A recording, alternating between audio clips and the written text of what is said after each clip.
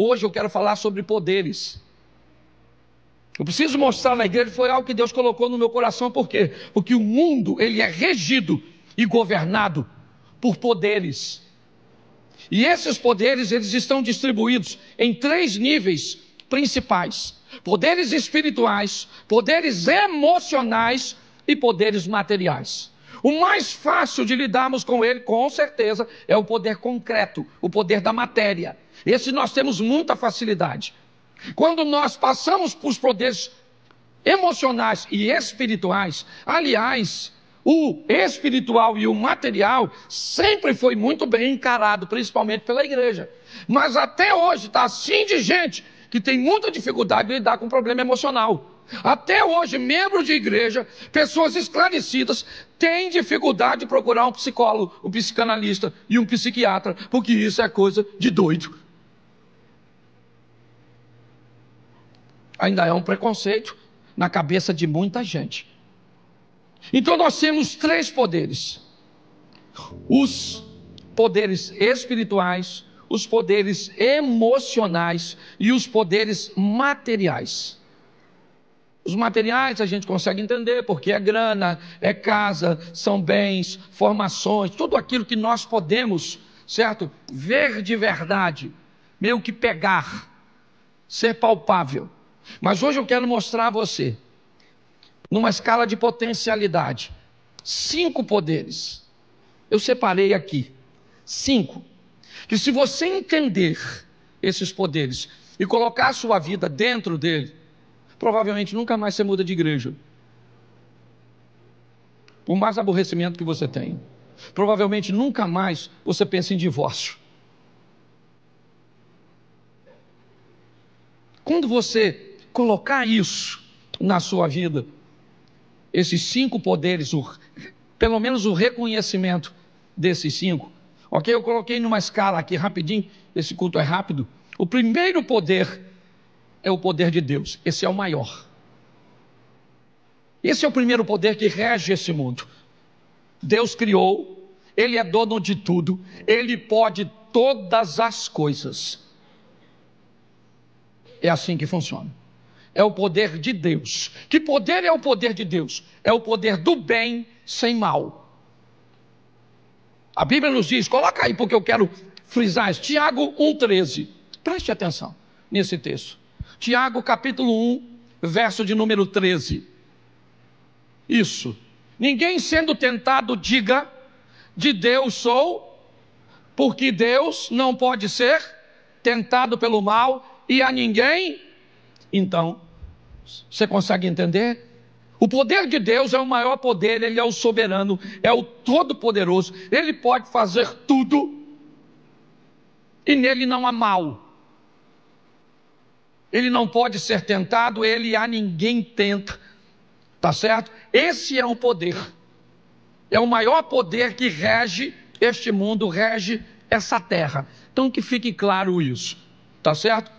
Se eu tivesse uma dica para dar a você, eu diria, cole em Deus, cola nele. O segundo poder é o poder das trevas, é o poder, certo? É o poder do mal que pode oferecer um bem momentâneo.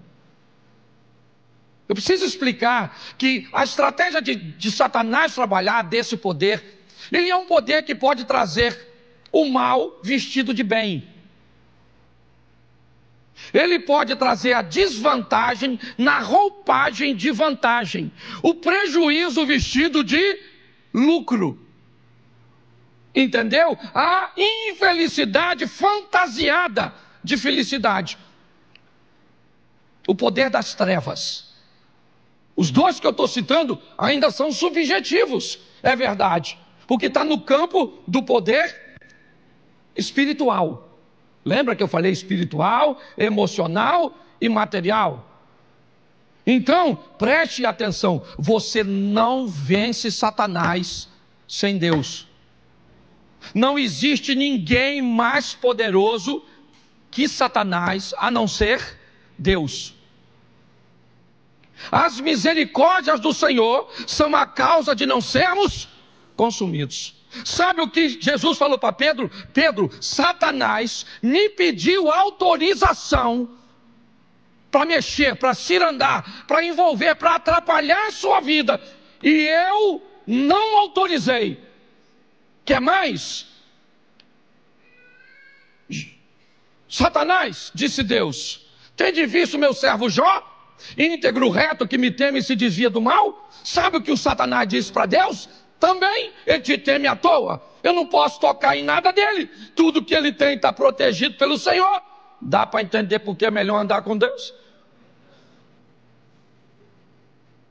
Então não brinque com o poder das trevas.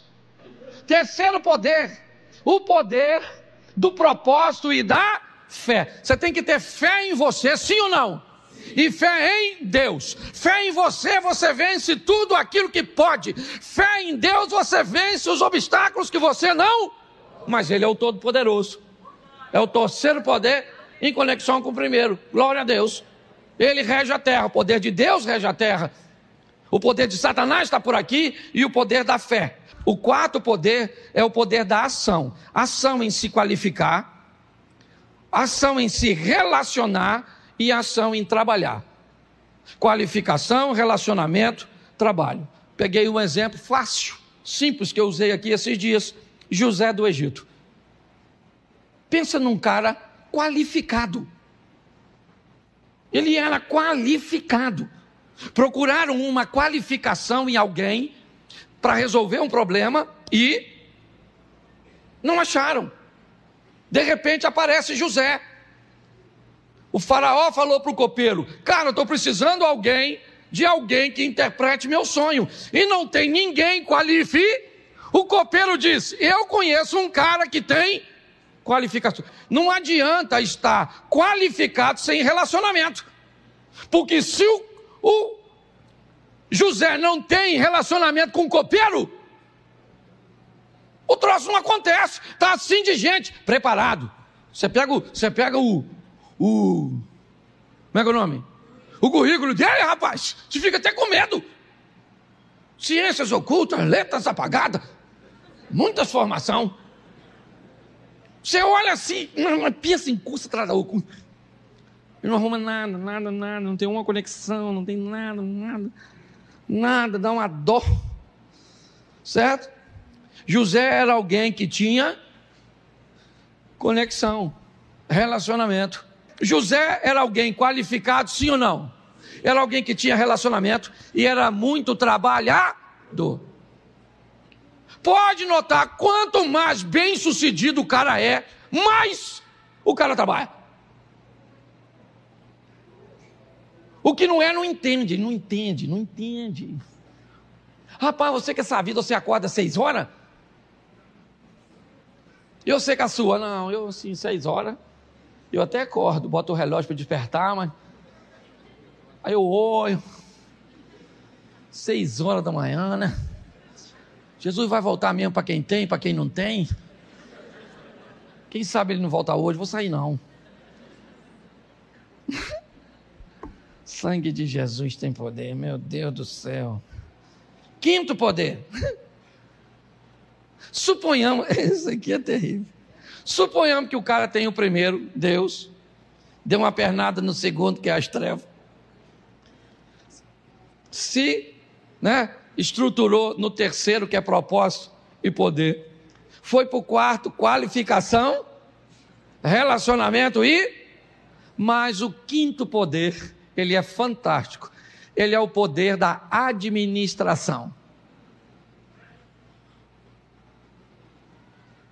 Ele rege esse mundo. E preste atenção, esqueça a quantidade. O bom administrador, ele administra bem o recurso que tem. Hoje eu estava conversando com um cara, ontem, fui jantar com o Galdino, e aí surgiu o assunto, e ele falou assim: pastor, minha mãe e minha tia, elas ganham 2 salários mínimos. Pastor, elas têm dinheiro para emprestar e só ganha 2. Então preste atenção, o bom administrador, ele sempre administra bem. Ele pode não ter tanto recurso, porque o recurso dele é pouco. Por isso que a Bíblia diz que aquele que é fiel no pouco, ele é fiel no... Por quê? Porque o assunto é fidelidade, não é a quantidade. Sabe qual é o grande problema? Algumas pessoas não criam um ambiente de disciplina para si. Por quê? Porque elas fazem pouco caso do pouco. A Bíblia diz, não negligencie o tempo das pequenas coisas. Se você ganha pouco, beleza, está tudo certo, eu respeito isso, entendo. Mas a minha pergunta é, quanto desse pouco você tem guardado? Ah, pastor, para falar a verdade, olha, eu sempre só consegui economizar R$5 por mês. Tá? Nos últimos 10 anos, eu estou guardando R$5 por mês. Isso é um administrador extraordinário. É o que ele pode fazer. O outro guarde 100, o outro guarde 500, o outro guarde 1000. Administração. É comprovado, queridos, é comprovado que se hoje pegar todo o dinheiro do mundo e distribuir em partes iguais para toda a população da terra, 15 anos depois, o dinheiro vai estar de volta nos mesmos bolsos, por causa da administração. A administração é um poder que pode jogar tudo o que você fez do lado de Deus, do lado da fé, do lado do trabalho, certo? Da conexão e da qualificação, do lado do relacionamento, tudo fora, se você não administrar. É importante que nós venhamos entender isso, porque, preste atenção aqui, eu já estou terminando, Mateus 25:15, dá uma olhada nesse texto, Mateus 25:15.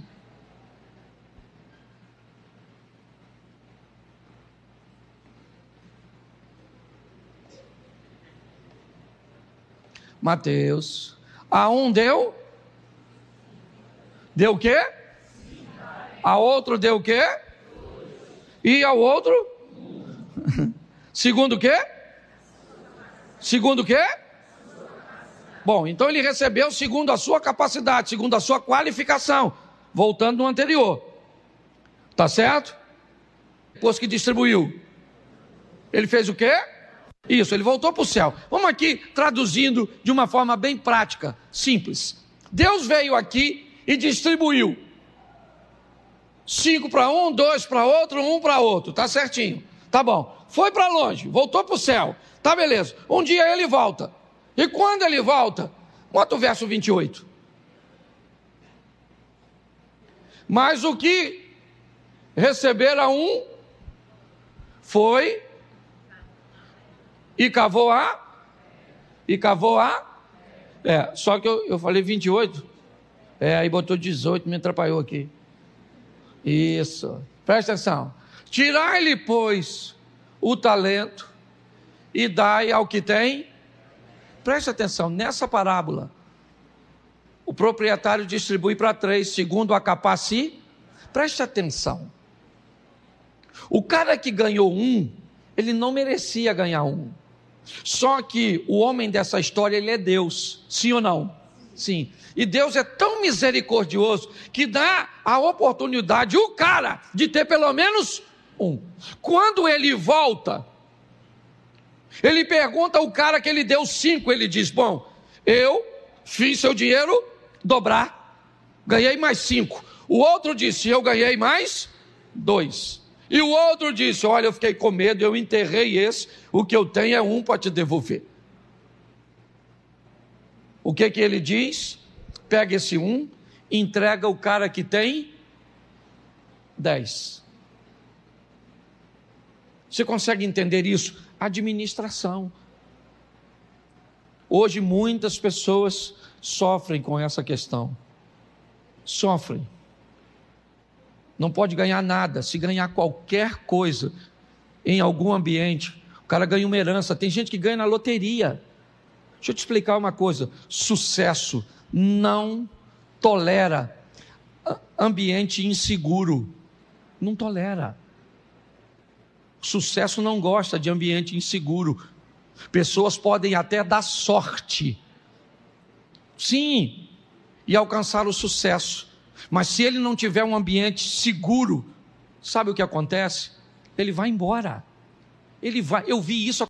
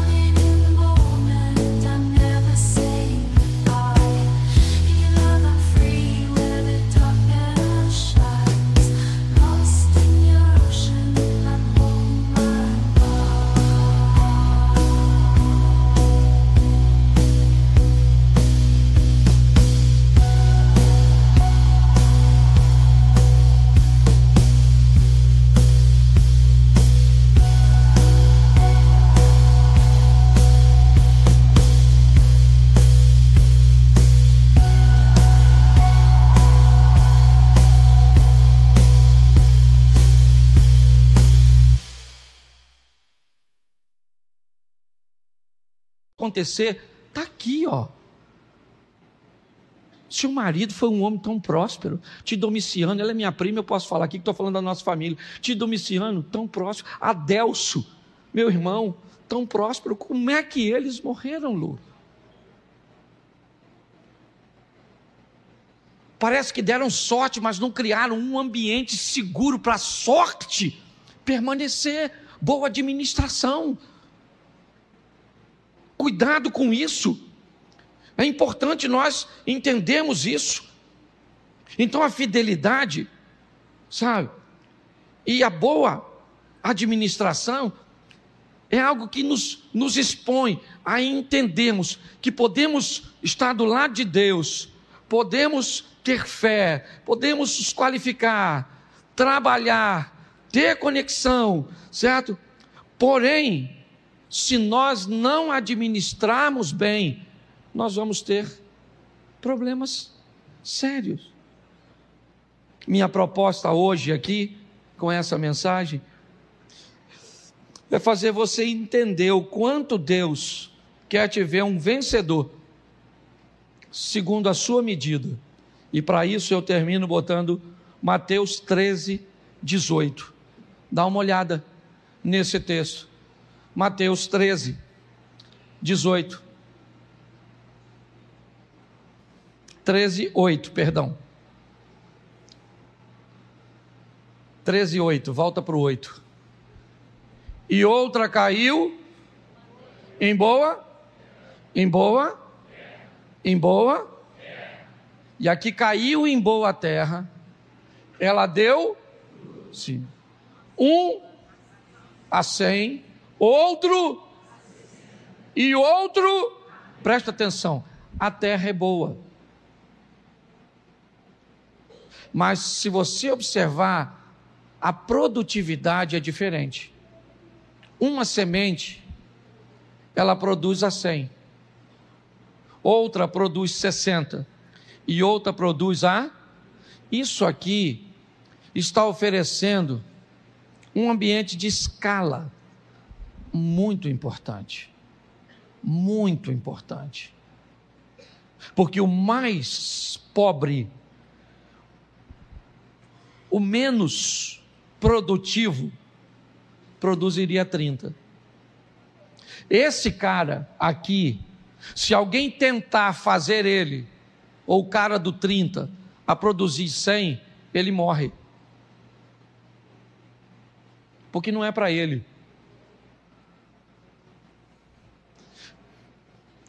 A grande essência da vida é descobrir em que ambiente você está. Hoje, a teologia da prosperidade tentou levar todo mundo para o 100. A oposição da prosperidade é a miséria, onde você não pode ter nada, nem os 30. Nós precisamos entender, eu vou em muitos ambientes onde as pessoas fazem isso, ou tenta puxar o cara para o 30, ou tenta puxar o cara do 100. Aqui é o seguinte, se tu é do 100, não produza 99, produza 100. Se você é do 60, pode até acontecer um mês, em um momento, de você produzir 70, mas fique tranquilo, volte à normalidade, pois isso pode matar você, ou te trazer insatisfação, se tornar um pão de dores. Para você que produz 60, se negue a produzir 59.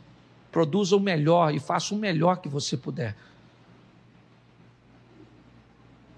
É assim que funciona. Aqui, pode produzir um mês, um momento, um ambiente sazonal, passageiro. Você vai a 50, beleza. Se você ficar lá, você morre.